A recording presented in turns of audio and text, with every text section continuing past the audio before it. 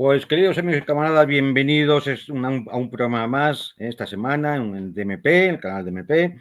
Y bueno, pues agradecer vuestra presencia y también agradecer a los técnicos que están detrás y que permiten la realización del programa.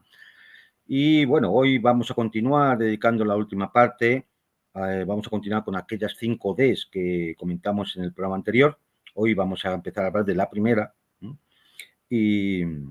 Y bueno, pues espero que sea de interés. Antes, como siempre, vamos a comentar algunas de las noticias principales de esta semana. Voy a comentar 2 de ellas muy brevemente, porque quiero dedicarle un poco de más tiempo a lo ocurrido en Venezuela, que creo que es muy grave y nos indica claramente cómo se mueve la geopolítica.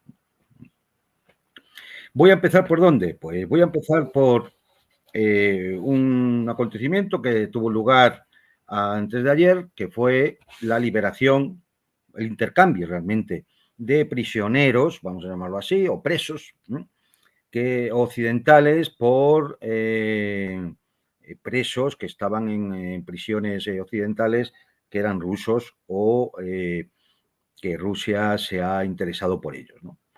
Esto nos toca de cerca, especialmente a los españoles, porque uno de los liberados, gracias al Kremlin, es un periodista español. Se llama Pablo González. Este periodista, aquí le veis, es este de calvo con la barba, se ha tirado 2 años y medio en una mazmorra polaca sin que hubiera una acusación fehaciente, con pruebas, porque ellos argumentaban que se estaba haciendo la instrucción del procedimiento judicial para acusarle como espía ruso. Pablo González fue detenido en la frontera de Polonia con Ucrania en febrero de 2022, cuando entrevistaba a refugiados ucranianos que pasaban hacia Polonia. Y ahí, pues le detuvieron las autoridades polacas, le encerraron en prisión, estuvo meses y meses sin poder ver a su abogado, por supuesto sin poder ver a su familia. Y bueno, pues finalmente, gracias a Dios, en este acto sencillo que vais a ver ahora en el vídeo que pongo unos segundos, pues estos presos rusos que estaban en Occidente fueron liberados, ¿no? Aquí, bueno, pues los que aparecen en primer lugar, que es esta mujer con su marido y 2 niños, esta es Ana Dubčeva, es recibida, sobre todo fueron recibidos por el presidente Putin. Ellos estaban presos en Eslovenia, también acusados de espionaje. Y bueno, pues ya están en Rusia.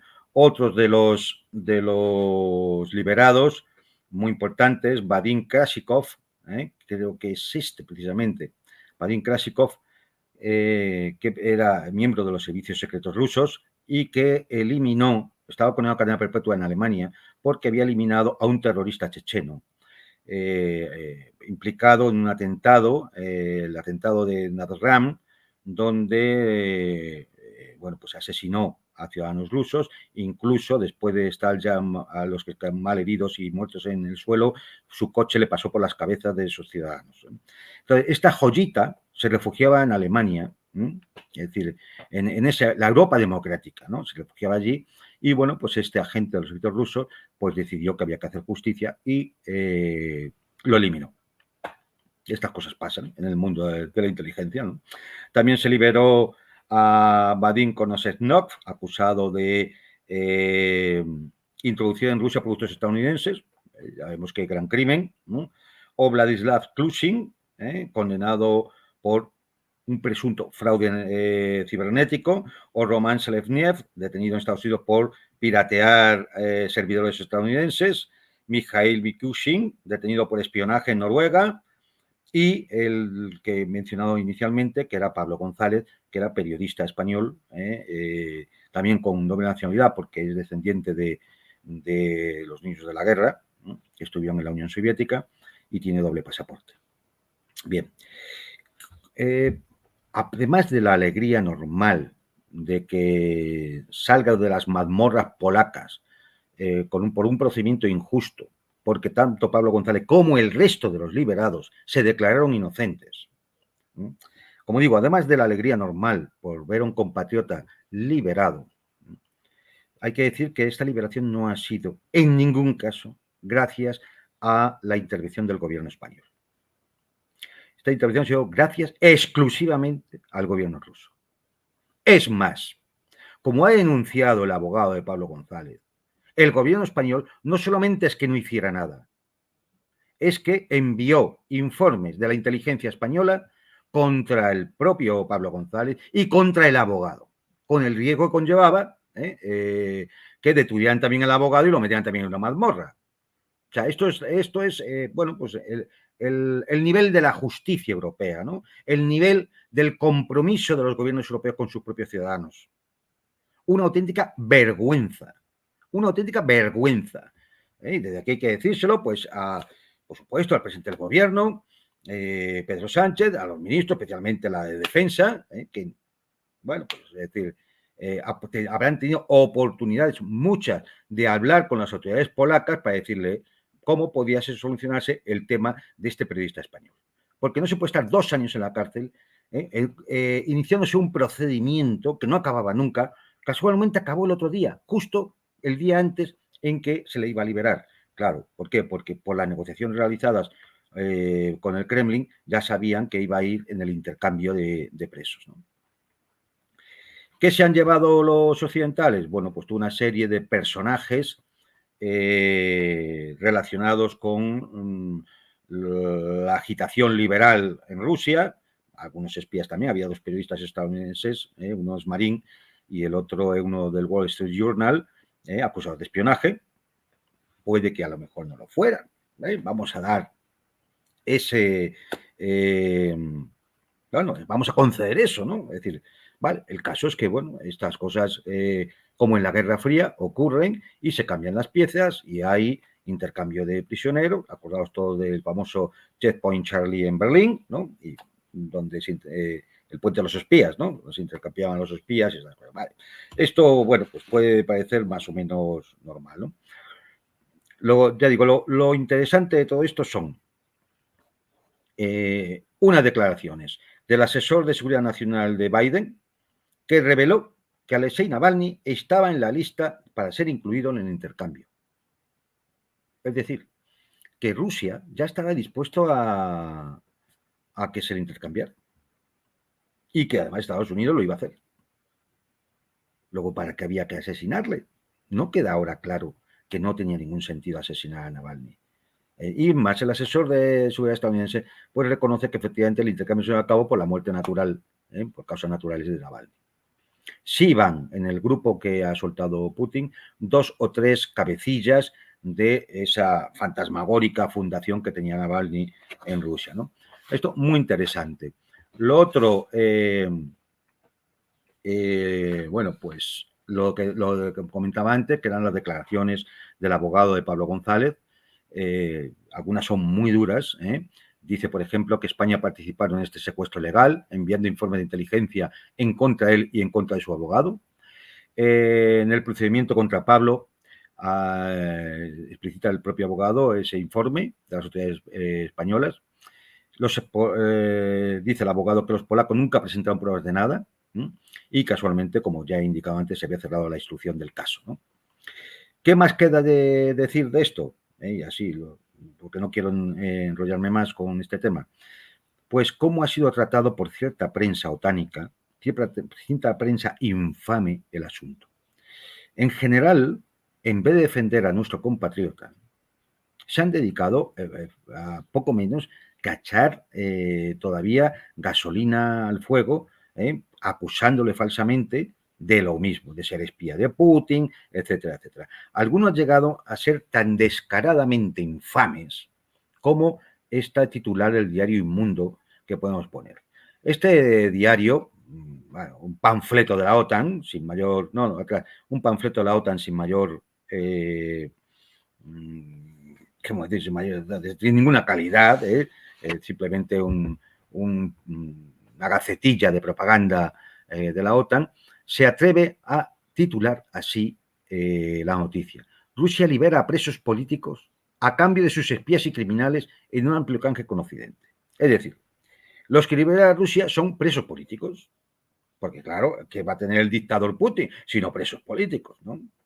No pueden ser espías, ni agitadores, ni gente que ha estado ofendiendo y publicando falsedades sobre el Quito ruso. No, nada, ¿no? Esos son presos políticos. Y en cambio, los que libera Occidente, a pesar de que se han declarado todos inocentes y de que no ha habido en su mayoría, no ha habido ni juicio ni nada por el estilo, son todos espías y criminales. Yo no sé qué pensará cualquiera que lea esto y lea por qué estaba condenado a cadena perpetua un agente del servicio secreto ruso en Alemania. ¿Por espiar? No. Por eliminar a un terrorista. Por eliminar a un terrorista que además había cometido un atentado sangriento y salvaje. Y como la justicia rusa no podía llegar a él, era imposible que pudiera llegar a él, pues el servicio secreto cumplió con esa misión. Es lo que tiene cuando uno es terrorista, que igual un día pues le cae algo encima. Claro, es decir, esto es así, todos lo saben todos, ¿no? Es decir, aquí la cuestión no es que el terrorista estuviera en Alemania, no es que efectivamente un agente le pudiera ir a eliminar, sino cómo el gobierno alemán tenía resguardo, es decir, tenía refugiado, protegido a un criminal. Eso es lo que, es decir, es el quid de la cuestión. Porque el gobierno alemán, muy democrático él, tenía protegido a un criminal, autor de atentados sangrientos, que tendría que haberse extraditado a Rusia para que se hubiera sido juzgado y condenado. Y se hubiera evitado este incidente. Pero no, el gobierno alemán, como es un gobierno de ocupación, al servicio de los intereses de quien ya sabemos, pues tenía protegido a este personaje. No es el único terrorista checheno o terrorista de Oriente Medio, islamistas, yihadistas, de Estado Islámico, de Al-Qaeda, que han de refugiado por Occidente. Porque aquí encuentran refugio muchos asesinos, muchos criminales, también de Latinoamérica. Están aquí refugiaditos, protegidos. ¿Protegidos por quién? Por el mundo libre, ¿no? Bien. En fin, muy lamentable toda esta historia. El otro tema que quería comentar, porque creo que en los próximos días va a llevarnos a una situación posiblemente muy peligrosa. Como todos conocéis, el Estado de Israel, en su impunidad habitual, porque está apoyado por los sospechosos habituales de siempre, es decir, Estados Unidos y sus vasallos, el Estado de Israel eliminó, asesinó al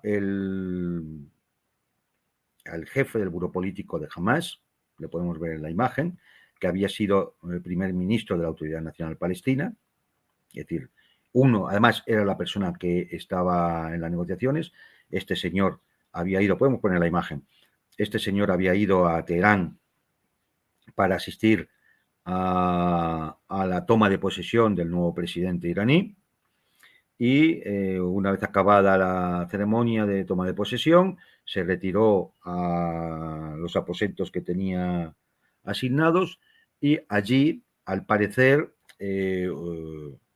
a través de un dron, aunque hay informaciones que dicen que podía haber sido un misil, a través de un dron, pues fue eliminado, fue asesinado.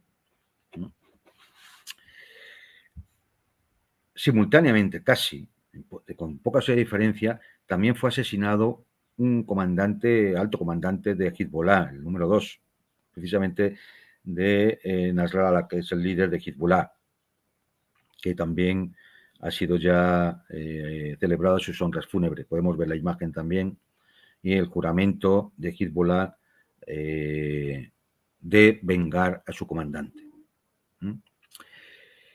Es evidente. ¿Qué nos indica esto? Es evidente que Israel está elevando constantemente el nivel de tensión en Oriente Medio. ¿A dónde conduce todo esto?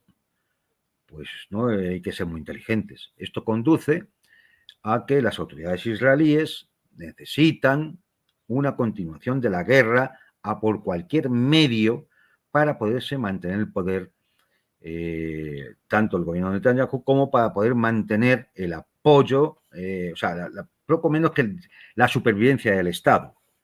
Porque la realidad es que después de 300 días de guerra y el asesinato de 40.000 palestinos, el Estado de Israel no ha alcanzado sus objetivos militares. El Estado de Israel está más debilitado. La gente huye. Hay zonas que hay que despoblar porque hay que evacuarlas. Su economía está hecha unos zorros y ante la comunidad internacional su imagen está por los suelos. De hecho, la moneda ha caído tanto que ya también incluso las autoridades estas que dan el nivel de garantía de la deuda israelí han bajado su valoración. Esta es la realidad. Entonces, ¿qué ve Israel? Pues que la guerra no puede mantenerse así, con este nivel de desgaste, porque finalmente no va a poder soportarlo. ¿Qué salida tiene? Hombre, una salida podría ser negociar finalmente de acuerdo con las resoluciones de Naciones Unidas. Pero eso no lo quiere Israel bajo ningún concepto. No lo ha querido en 60 años, en 6 décadas, no va a querer ahora. ¿Qué es lo que quiere? ¿Cuál es la otra opción? La otra opción es escalar la guerra para obligar a Estados Unidos y las potencias occidentales a intervenir en su ayuda.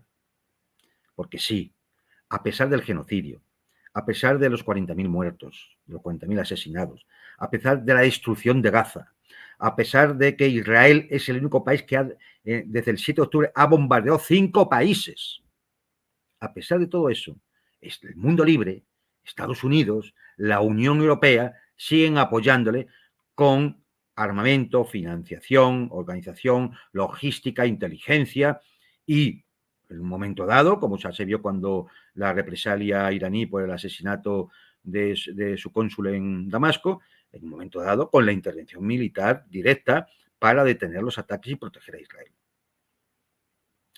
Israel se ha convertido en, bueno, pues en una entidad terrorista, como vemos con la eliminación y con los asesinatos selectivos, la eliminación de estos líderes y los asesinatos selectivos, se ha convertido en una organización, en un entramado terrorista que ataca a la soberanía de otros países y que está protegido, bueno, pues por la Unión Europea y por los Estados Unidos. Por mucho que hablen de si reconocemos el Estado palestino, por mucho que afeen las actuaciones de Netanyahu, por mucho que palabrería que utilicen, nada, no lo crees. Mentira. Apoyan a Israel. Y prueba de ello ha sido cómo se han apoyado para que Israel no tenga ningún problema en participar en los Juegos Olímpicos, vamos, la cosa esta mugrienta que están celebrando en París, ¿no? Bueno, pues ahí está, o en Eurovisión, ¿no? Es decir, no tiene ni una sola sanción Israel. Es decir, tiene condenas, dictámenes, tanto de la Corte Internacional de Justicia, tanto del Tribunal Penal Internacional, del propio Consejo de Seguridad de Naciones Unidas, ni una sola sanción de europeos, Estados Unidos, o Japón, Australia, Nueva Zelanda, es decir, los sospechosos habituales. Ni una sola sanción. Es más, estos días, precisamente a cuenta de estos atentados terroristas, hubo una propuesta de Rusia y China de un borrador de comunicado de prensa del Consejo de Seguridad de Naciones Unidas condenando los atentados, que fue bloqueado. ¿Por quién? Por Gran Bretaña, Francia y los Estados Unidos. Siempre los mismos, no nos equivoquemos, siempre los mismos.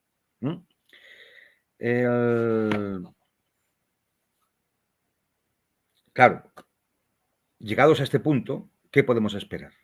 Pues lo único que podemos esperar es que Irán responda. Y que Irán responda esta vez de una forma mucho más dura. ¿Y por qué? Porque el presidente anterior era perfectamente conocido por su antiamericanismo, por su lucha en favor del pueblo palestino, por su enfrentamiento con Israel. Pero el nuevo presidente, que tiene fama de moderado, no puede mostrar la más mínima debilidad, porque si no, se lo van a reprochar. La propia población iraní se va a poner en contra. Y eso lo sabe. Lo cual le obliga a actuar de una forma más dura. cosa que ha calculado Israel cuando ha cometido el atentado.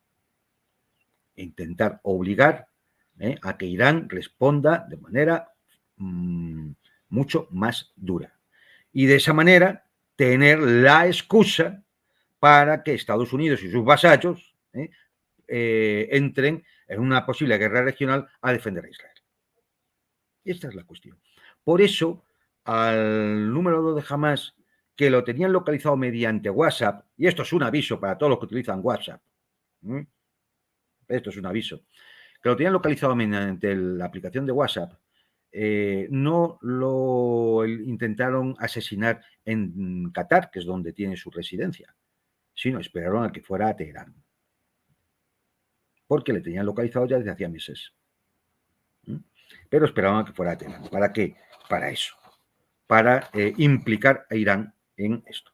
Y claro, dado que Israel tiene ahora mismo abiertos 7 frentes, ya creo que lo he comentado también en algún programa, es decir, estamos hablando del Líbano, Altos de Golán con Siria, estamos hablando del frente iraquí con las bases norteamericanas que apoyan a Israel allí, estamos hablando de Yemen, estamos hablando de Cisjordania, estamos hablando de Gaza. Entonces, ahora mismo todos los actores de estos 7 frentes están dispuestos a actuar contra Israel. Estamos hablando de Hezbollah, eso es el Líbano, ahora mismo es el Líbano, porque ya se ha atacado en Beirut, ha habido un acto terrorista en Beirut. Estamos hablando de Irán, estamos hablando de los propios palestinos, tanto en Cisjordania como en Gaza, estamos hablando de Yemen y estamos hablando de la resistencia iraquí. Además de los posibles voluntarios ya ofrecidos tanto por Pakistán como por Afganistán para luchar contra el enemigo sionista. El ayatollah, el líder supremo de Irán, el ayatollah Ali Khamenei, ya ha dado orden para que Irán ataque a Israel directamente. A esto hay que sumarle, por ejemplo, otras noticias que también suelen pasar desapercibidas en el universo mediático occidental. Ya sabe que su único lema honorífico es miento. Miento, o sea, existo porque miento, ¿no? La ONU denuncia que Israel tortura a prisioneros palestinos con perros y certifica al menos 50 muertos. Hay que decir que son 10.000 los palestinos prisioneros arbitrariamente y sin juicio que han sido detenidos desde el 7 de octubre. Calculen, entre 110.000, entre 300 días. Pues eso es diariamente lo que el Estado sionista secuestra. Los palestinos que secuestran. Además, Israel no ha cedido ni ha respondido a ninguna solicitud de cooperación y sigue negando al Comité Internacional de la Cruz Roja el acceso a estos presos. Esto es lo que defiende la Unión Europea y los Estados Unidos. Si aquí, cuando hablamos de esto, hombre, sí, ya sabemos que lo hace Israel, pero si no tuviera el apoyo de Estados Unidos y la Unión Europea, o de los infames japoneses y coreanos del sur, sería imposible que Israel pudiera hacer esto. Sería imposible. Es decir, aquí hay complicidad en muchos países, muchos gobiernos por omisión o por silencio, ¿no? Habría que ver las circunstancias de cada uno de esos gobiernos. Pero hay gobiernos que son por acción. Y esos son los de Estados Unidos y la Unión Europea. Cómplices necesarios de los crímenes de la entidad sionista. Cómplices necesarios. Y deberían ir todos esos gobiernos pasando por el banquillo de la Corte Internacional de Justicia cuando tenga que dirimir el tema del genocidio que se ha cometido en la Franja de Gaza. Claro que sí. Porque no solo es el criminal, es el que lanza la bomba, es el que le entrega la bomba al criminal también. En fin, hay que esperar que en los próximos días la situación se tense mucho más. Vamos a ver qué pasa este mismo fin de semana. Y realmente Israel, como digo, ha hecho un movimiento estratégico, dándose cuenta de que tiene perdida la guerra híbrida con Hamas y con los palestinos y con el resto de de los países islámicos que les apoyan. Es el propio Estado de Israel, no solo Netanyahu, no solo Netanyahu, ha calculado que la victoria solo puede lograrse entrando en una confrontación directa con Irán, y para eso necesita el apoyo necesario de Estados Unidos y de sus aliados. Israel busca una confrontación total. Israel busca incendiar el Oriente Medio. Y además, con todo esto, desvía la atención de lo que está ocurriendo en Gaza, donde todos los días tenemos 20, 30, 50, 80 o más de un centenar de civiles palestinos asesinados en sus bombardeos o por la acción de sus militares. Y decir que desde el punto de vista estratégico, esta acción terrorista de Israel, ya la anterior había hecho cambiar la estrategia de paciencia que había tenido los gobiernos iraníes, habían pasado a la estrategia de la disuasión activa y ahora mismo, pues, posiblemente esta estrategia de disuasión activa pues haya pasado a la historia, ¿no? Porque no le va a quedar más remedio a Irán y a sus aliados que responder.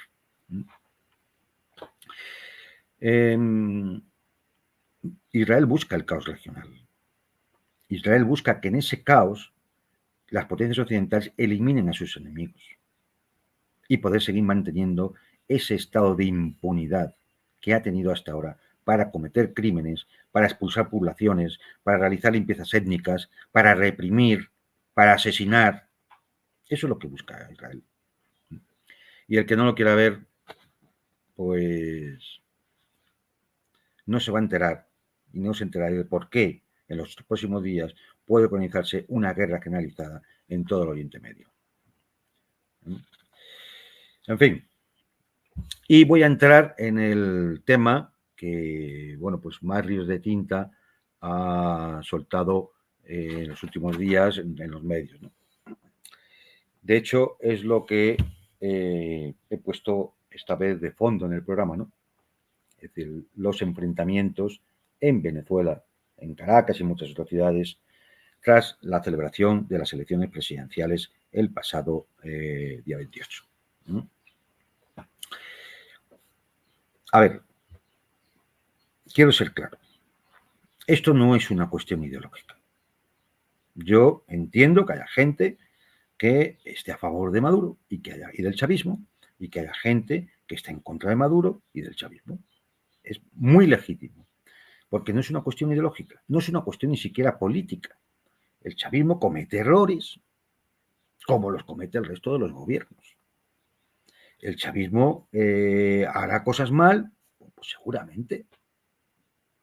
Pero lo que hemos visto no es una cuestión de que el chavismo haga unas cosas mal. Lo que estamos viendo es otra cosa. Me parece perfecto que alguien entienda que no le gustan las políticas que lleva el Partido Socialista Unificado de Venezuela. Porque aquí parece que es Maduro solo, ¿no? Hay un partido, ¿no? El Partido Socialista Unificado de Venezuela. Puede que a algunos les lleven mal, que el chavismo sea el que lanzó adelante la alternativa bolivariana de las Américas, que impulsará Mercosur, es decir, la CELAC. Yo puedo entenderlo. Hay gente que no le gusta, que piensa que otras políticas serían más beneficiosas para Venezuela. Eso es legítimo y lo entiendo perfectamente. Pero lo que hemos visto aquí es una historia ya repetida. Desde que Chávez ganó en el año 98 del pasado siglo, 1998, y está gobernando eso que llaman el chavismo, o socialismo del siglo XXI, como quieran llamarlo, desde entonces ha habido una oposición que no toda, pero ha habido una parte de la oposición venezolana al gobierno, los gobiernos de Chávez y después de Maduro, que no ha respetado nunca los resultados electorales. Nunca. Siempre han sido fraude. Menos cuando ganaban ellos. Entonces no había fraude. Hay que recordar que ahora mismo, por ejemplo, por las elecciones del año 2021, hay 4 estados en Venezuela donde gobierna la oposición. Ahí no hubo fraude. En los otros 30 convocatorias electorales, todas eran fraudulentas. Siempre ha habido fraude. En el año 2002 ya hubo un intento de golpe de Estado contra Chávez. Recordemos cuando lo tuvieron que rescatar los propios militares cuando fue secuestrado por aquel sicario que se llamaba Carmona al servicio de la CIA norteamericana. Ha habido paros patronales, sabotajes a las instalaciones autopetroleras. Ha habido guarimbas y violencia en las calles con multitud de ocasiones, 2008, 2014, 2018, 2021, siempre. Hicieron una mascarada ridícula cuando un tipo que ahora vive en Miami, lógicamente, que había estudiado en los Estados Unidos, lógicamente, se autoproclamó en una plaza presidente legítimo de Venezuela. Se llamaba Juan Guaidó. Bueno, se llama Juan Guaidó. Le reconoció inmediatamente a 50 países. ¿Quiénes? Los sospechosos habituales. Los de siempre. Es decir, los esbirros de la OEA, por lo tanto de Washington, la Unión Europea y sus amiguetes, y los Estados Unidos y sus vasallos. ¿Os acordáis de Juan Guaidó? Presidente legítimo. Que, por cierto, nadie sabe cuándo ha dejado de ser presidente legítimo, porque se ha llegado a unas elecciones en las cuales entre los contrincantes de Nicolás Maduro, que eran 9 contrincantes, ninguno era Juan Guaidó. Cuando desapareció el presidente legítimo. Borrell, tú que le reconociste. No sé. Bien. ¿A qué hemos asistido? Hemos asistido a un intento de golpe de Estado hace unos poquitos días. Estas elecciones presidenciales eran la significación de un golpe de Estado en Venezuela, una vez más llevada por la misma oposición. Hay que decir que se presentaban 10 candidatos, de los cuales uno era Maduro y los otros 8 pues eran candidatos normales que van a ir a sus elecciones, han sacado lo que han sacado y ya está. Y hay uno que es un hombre de paja, aunque tiene su pasado, llamado Edmundo González, amparado por María Corina Machado, una conocida representante de la familia Machado, de la corrupta familia Machado y agente norteamericana, no de ahora, desde que gobernaba George Bush, hijo, esto no es nuevo. Bien, pues estos señores son los que han llevado adelante la ejecución del golpe de Estado. Ya diré por qué han llevado adelante la ejecución, no el planeamiento ni el diseño del golpe de Estado. Bien, para ir, no enrollarme mucho más. A ver, aquí ha habido una fase de preparación, una fase de ejecución y una fase de desenlace. La fase de preparación comenzó con montando en los Estados Unidos una sala operativa al mando de un conocido opositor que vive allí, llamado Lester Toledo. Allí, efectivamente, se realizó reuniones con los dirigentes, otros dirigentes opositores y con elementos, buscando apoyos, elementos del Partido Demócrata, del Partido Republicano, por ejemplo, el señor Marco Rubio, que acusa a Maduro de narcotráfico, cuando el que está acusado es su familia de ser narcotraficante con cocaína en los Estados Unidos. Esta es la realidad. Esto es, vamos, basta entrar en la red y buscar noticias al respecto, ¿no? El grupo IDEA, el cártel de Álvaro Uribe, de Colombia, otros presidentes sudamericanos, como pues ya conocemos sobre todo Perú, Argentina, Uruguay, Paraguay, ¿no? Que son, bueno, pues, los típicos gobiernos sumisos que son manipulados desde el Comando Sur y la Coalición de Estados Americanos, llamado Ministerio de las Colonias, y Leopoldo López, que era un poco el contacto directo del grupo operativo con Washington. Leopoldo López, que vive muy bien aquí en España, ¿eh? No sabemos de dónde saca el dinero, pero vive muy bien. Implicaron a Elon Musk, ¿cómo? Pues muy sencillo, prometiéndole pues riquezas naturales de Venezuela, prometiéndole el litio, el coltán, el torio y además una estación satelital que hay en Venezuela que interesa para todo el sistema de Starlink que tiene Elon Musk y me imagino que también otro proyecto de SpaceX. ¿No?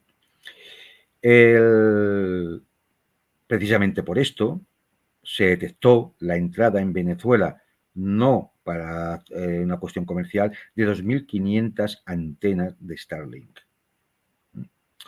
¿Cuál era el objetivo de todo eso? Bueno, pues establecer un Consejo Nacional Electoral paralelo para una vez que se hackeara el Consejo Nacional Electoral oficial y entonces los datos que se van a sacar en esas horas donde el Consejo Nacional Electoral no podía funcionar porque estaba siendo atacado, poder sacar unos datos que nadie iba a poder contrastar. Esta era la intención operativa, ¿no?, del plan. De esta forma, 3 días antes, montaron el show de los observadores no invitados, como los diputados del Partido Popular, que con toda la caradura se fueron allí pensando que, bueno, hombre, son ellos. Es decir, como ven, bien, ellos van allí a fiscalizar las elecciones. Ya está. Bueno, son ellos y entonces pueden ir. Pero si no estáis invitados. Yo tengo compañeros que sí han estado observadores internacionales en las elecciones venezolanas y estaban invitados. Tenían su credencial. Los del Partido Popular, no, hombre, no. Periodistas como Coque Vinués, todos ellos han ido a montar el circo, que era la función que tenían que hacer. No es que se les haya ocurrido, han ido a montar el circo. Por supuesto, comenzaron 3 días antes de las elecciones los pronunciamientos internacionales de avisamos a Maduro de que respete los resultados electorales. Es decir, dando a entender que ya se iba a producir el fraude electoral. Empezaron a aparecer vídeos fake, que eran vídeos, algunos de hace años, otros que no eran de Venezuela, sobre la actuación de supuestos grupos chavistas contra opositores. Empezaron a circular ya por las redes, como es normal en estos casos, ¿no? Y comenzaron los ciberataques a todo el sistema electoral venezolano. Y además, Milei, ese que dice que preside un gobierno en Argentina, pues se pasó a ser el principal provocador para elevar la tensión en Venezuela.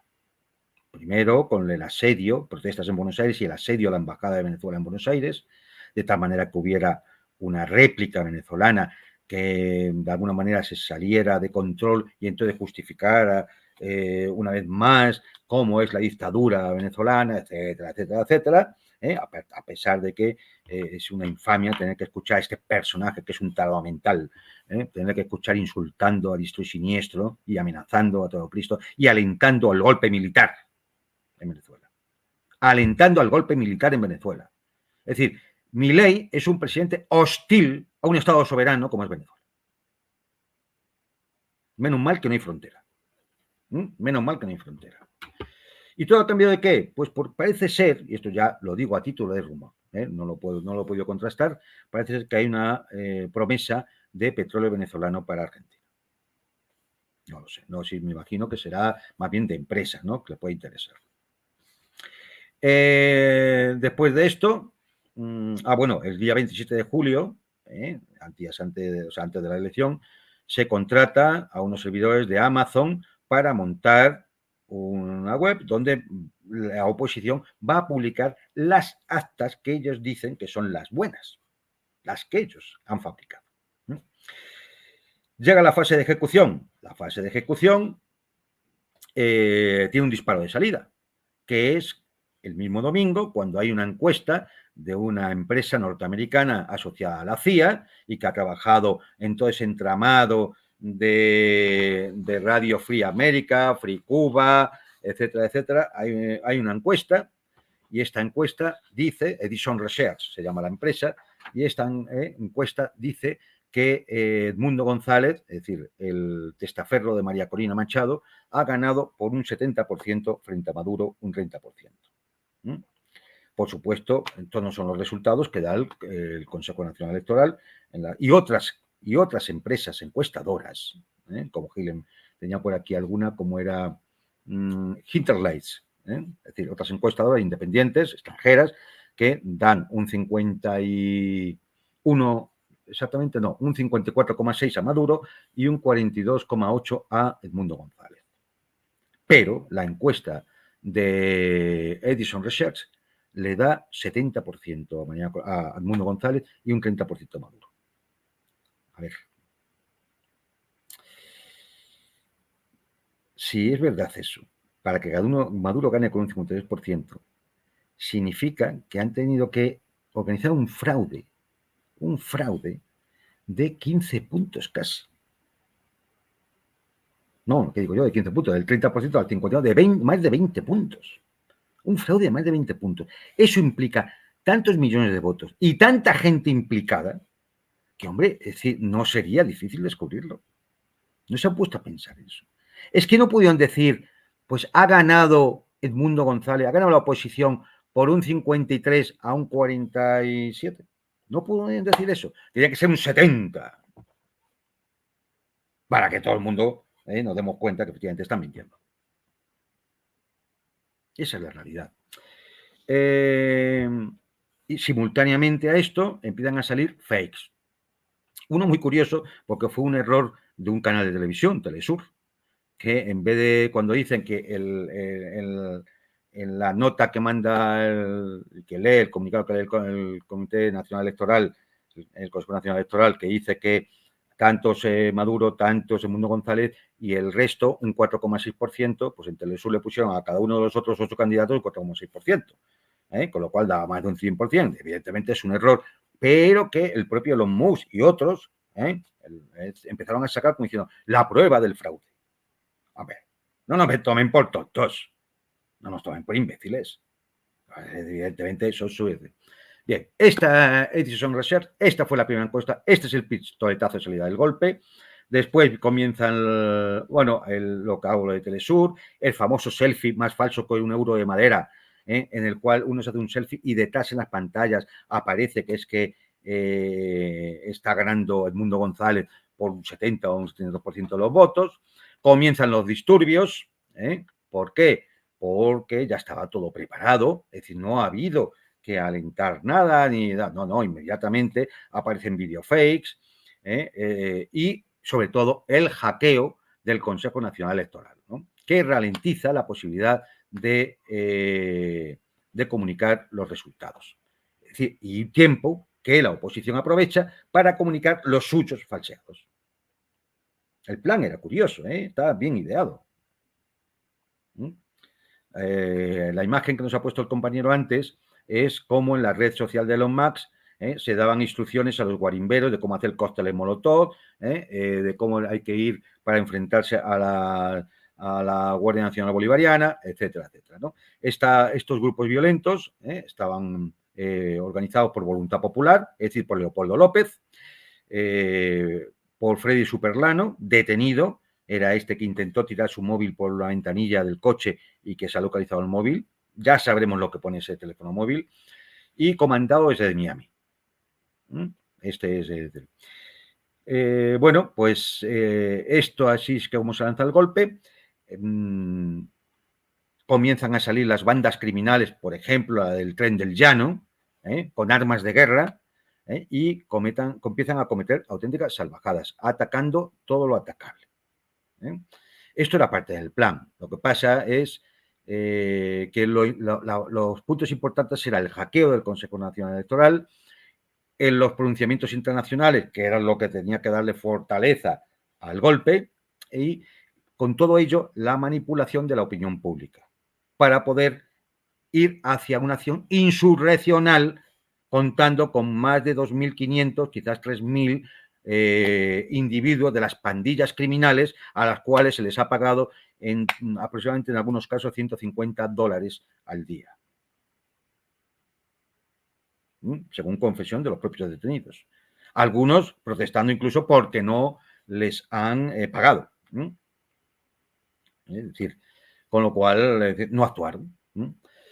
En fin, así se llega, es decir, se produce toda esa jornada electoral y el día siguiente, esa noche, que fue una noche muy larga, hay que decir que hubo un asedio a los observadores internacionales, que pudo haber acabado muy mal, porque iban a por ellos, hubo disparos en muchos sitios de Venezuela, tiraron estatuas, asaltaron a sedes de partidos políticos, sedes del Consejo Nacional Electoral, hospitales, centros de salud, universidades, escuelas, en fin, un destrozo de estos señores pacíficos apoyados por el mundo libre, la Unión Europea, los Estados Unidos, etcétera, etcétera, ¿no?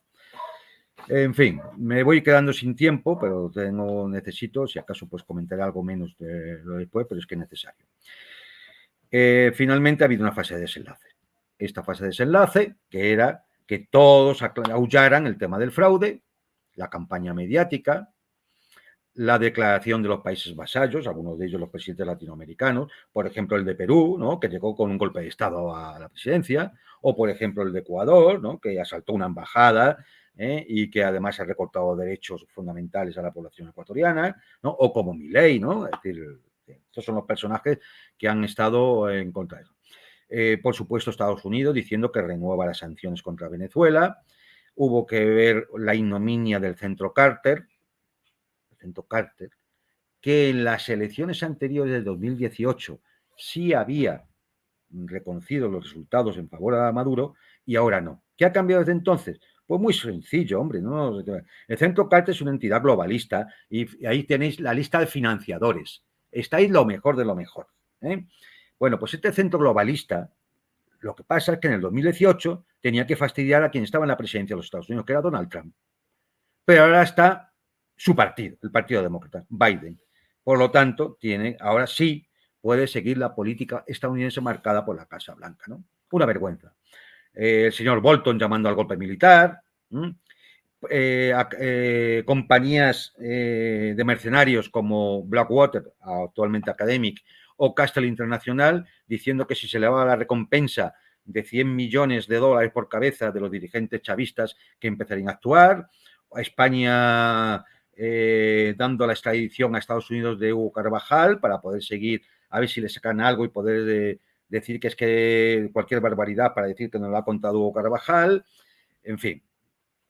Todo una vergüenza. Una vergüenza. Por supuesto, la señora Cuña Machado diciendo que tienen las actas, primero el 30%, luego el 40%, luego el 80%.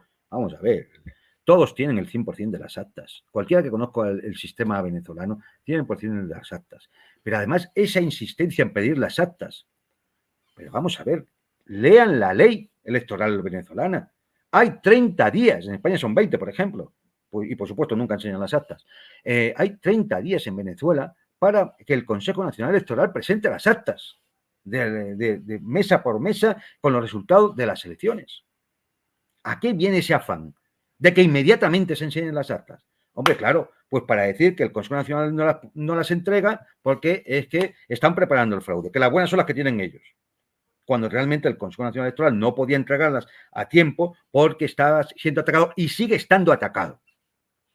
Lo que pasa es que, bueno, como se realizaron espejos y técnicamente se ha podido hacer, no voy a explicarlo aquí ahora porque entonces ya nos vamos ya de tiempo absolutamente, pues ha habido, pues era posible tener los resultados fehacientes, como así se ha podido demostrar. El golpe fracasa. El golpe fracasa y no hay insurrección popular. El golpe fracasa y además hay un acto en el Tribunal Superior de Justicia por un recurso de amparo que pone el presidente Nicolás Maduro, en el cual se cita a todos los candidatos presidenciales para que firmen un acta en el cual se comprometen a entregar las actas que tienen y poderlas contrastar. ¿Y quién no se presenta? El único que no se presenta es Edmundo González, el testaferro de María Corina Machado. Están las imágenes, se emitió por directo por Venevisión. Lo pueden ustedes buscar en YouTube. Bien. Y además, Maduro ha tenido el apoyo de todo el sur global. Frente a estos que, como Estados Unidos y algunos, no reconocen el resultado de las elecciones, hay que decir que ya son más de 50 países de todo el sur global, empezando por China y Rusia, que ya han reconocido la victoria de Maduro. Esto es lo que les duele. Esto no se lo dirán, pero esto es lo que les duele. Con lo cual, asistimos al ridículo de la OEA, que evidentemente entre los que faltaron y los que se abstuvieron y los que dijeron que no ha podido sacar ninguna resolución, hicieron el ridículo una vez más. Y por último, ha habido un informe ya del Consejo Nacional Electoral, dando los datos y aportando pruebas de la falsificación de las actas por parte de la banda de María Corina Machado. Y eso está ahí, y se va a poder demostrar, y se va a comprobar. Pero es que además hay que tener en cuenta, esto es un delito penal. Con lo cual, si en los próximos tiempos a Edmundo González, que nos tendría que contar cuál fue su papel cuando estuvo en la embajada de Venezuela en El Salvador, cuál fue su papel con el embajador de entonces llamado el Matacuras, en el asesinato de 7 españoles jesuitas, 7 sacerdotes españoles, porque estaban implicados ellos. No lo podría contar un día esto, es el señor Edmundo González, un agente de la CIA, vamos, una herramienta más de la CIA. Bueno, pues, como digo, esto es un delito, por lo tanto, lo justo sería que estos señores fueran todos detenidos, ingresados en prisión a la espera de juicio. Por supuesto, con todas las garantías judiciales, eso que nadie lo ponga en duda, pero en vez de justicia, porque ha habido muertos en las calles, entre ellos 2 policías, y muchos heridos, y gente que no tiene nada que ver. Ha habido muertos por la acción de esta gente, por la acción de los golpes de Estado de esta gente. Por último, porque hay que decirlo también, ¿a quién ideó todo esto? El diseñador intelectual del golpe de Estado en Venezuela es un reconocido sionista llamado Mark Feierstein, que publicó días antes en papeles sobre Venezuela, con un nombre cínico como era Cómo detener un golpe, publicó un informe en Wilson Center, como digo, un informe explicando cómo habría que actuar para que Estados Unidos garantizara que iban a obtener los resultados que ellos esperaban. Está ahí. El documento es público. Está en Internet. Está en inglés, pero está en Internet. Wilson Center. O sea, Wilson Center. Búsquenlo, búsquenlo. Él se llama Mark Feierstein. Pueden ver también su perfil en X, y también se dan cuenta quién es el personaje. Personaje viejo conocido, trabajó para la USAID, CIA, fue asesor de Obama, fue asesor de Clinton, fue asesor de Ronald Reagan, del Consejo de Seguridad Nacional, participó también en la ANET, estuvo implicado en la matanza de Bolivia, estuvo implicado con la contra nicaragüense, estuvo implicado en la desestabilización de Venezuela, estuvo implicado en el golpe de Estado contra Fernando Lasso en Paraguay. O sea, una joya, una joya. Esto es. En fin, es que no me puedo extender más porque podemos dedicar 5 minutillos a nuestro tema, pero creo que esto es importante porque nos indica cómo están las cosas, ¿no? Y la razón última no es política ni ideológica, la razón última es geopolítica. Venezuela tiene grandes reservas naturales de muchos minerales estratégicos, de petróleo y de gas. De hecho, es la primera reserva del mundo en petróleo, las primeras reservas del mundo. Y Venezuela se encamina hacia los BRICS. Y estos días también ha sido invitado el presidente Maduro a asistir a la reunión de los BRICS en Rusia, donde seguramente va a solicitar formalmente el ingreso en los BRICS. Este es el problema. Que ese petróleo va a estar invertido en lo que es el mundo multipolar, en vez de estar al servicio de los Estados Unidos, que contaban con él para recuperar sus reservas estratégicas, que están bajo mínimos, después de todo el tema de las sanciones a Rusia, el tema de la guerra en Oriente Medio, el tema de la guerra en Ucrania y demás. Esta es la auténtica causa del golpe de Estado. Hay una razón geopolítica, y esa razón geopolítica, los poderes oligárquicos, los poderes de la clase dominante, han movido a sus peones, a sus piezas en Venezuela para intentar dar un golpe de Estado porque veían muy difícil poder ganar las elecciones. Ya está. Esto es todo. En fin, tremendo, ¿no? Tremendo. Creo que nos queda muy poquito tiempo, es una pena. Voy a tener que dedicar el próximo día, yo creo que le voy a dedicar más tiempo a nuestras estrategias de resistencia que a las noticias, ¿no? A ver si nos dejan. En el pasado programa dije que estas estrategias de resistencia las iba a nombrar, ¿no? O a describir con 5 Ds, las recuerdo: desconfianza, disidencia, desafección, desconexión y desobediencia. Y hoy, pues yo quería dedicar simplemente una introducción. Lo continuaré en el próximo programa a la primera D, la desconfianza. ¿Qué queremos decir con esto? Pues que, señores, miremos lo que hemos visto de Venezuela, lo que hemos visto del Oriente Medio e incluso lo que hemos visto por la liberación de los detenidos en el intercambio de prisioneros entre Rusia y Occidente. No podemos dar por bueno nada de lo que salga de los medios de la clase dominante. Porque la clase dominante tiene su ideología, la clase dominante, y va a utilizar sus herramientas para defender esos intereses. Y por lo tanto, entre esas herramientas están los medios de comunicación, la educación, el ocio, el deporte, lo estamos viendo en el tema de las Olimpiadas, los premios de prestigio, las redes sociales, el cine, las plataformas televisivas, el arte. Cuando nos venden algo desde sus propios canales tecnológicos, o sea, tanto medios de comunicación, plataformas, redes, lo que sea, cuando nos están vendiendo algo o nos intentan convencer de algo o nos comunican algo, principio fundamental, la primera D, desconfiar de ello. No quiere decir que todo lo que digan sea mentira, no. Si mañana llueve en Buenos Aires, es que llueve en Buenos Aires, es un hecho, ¿no? Los hechos, es decir, y si el Real Madrid gana la Champions League en Europa, pues ha ganado, ¿no? Es decir, ahí no vas a poder mentir, ¿no? Es decir, pero no hay que dar nada por bueno de lo que salga de esta gente. Hay que sospechar siempre, hay que sospechar. No les concedamos el beneplácito de que a lo mejor esta vez sí nos están diciendo la verdad. En el tema de Venezuela no han dicho la verdad, por ejemplo, nunca. Bueno, nunca. Quiero decirte, en los últimos 25 años. No han dicho nunca la verdad. Entonces, ¿por qué iban a decir ahora sí la verdad? ¿O el mes que viene? No, sospechemos. Siempre sospechemos. Es decir, ellos van a intentar convencernos de aquello que va de acuerdo con los intereses de su ideología. Y su ideología, que es la ideología dominante, es la ideología de la clase dominante. No me cansaré de repetirlo. 1000 veces lo voy a decir. A ver si se nos mete en la cabeza. Y para ello utilizan toda una serie de mecanismos que fundamentalmente son las falacias del razonamiento, el uso de las palabras talismán y el uso de la guerra cognitiva. Y a esto dedicaremos nuestro espacio en el programa que viene.